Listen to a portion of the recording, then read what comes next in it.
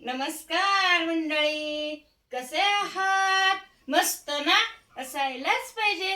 नाना नानी गावरान किचन बघायलाच पाहिजे.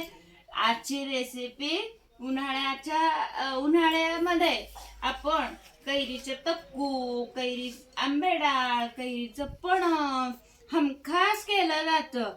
त्यातलं मी आज तुम्हाला कैरीचा तक्कू करून दाखवते. त्यासाठी मी एक तोतापुरी कैरी छान शिधून घेतली, चिरून घेतली. आता मी हे सगळं ह्या कुंड्यामध्ये घालून घेते.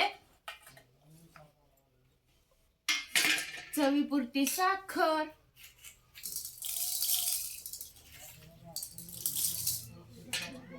चवीपुरतं मीठ,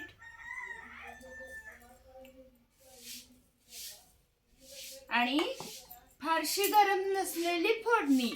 त्याच्यामध्ये हिंग, मोहरी, तांबडं तिखट घालून मी ही फोडणी करून घेतली.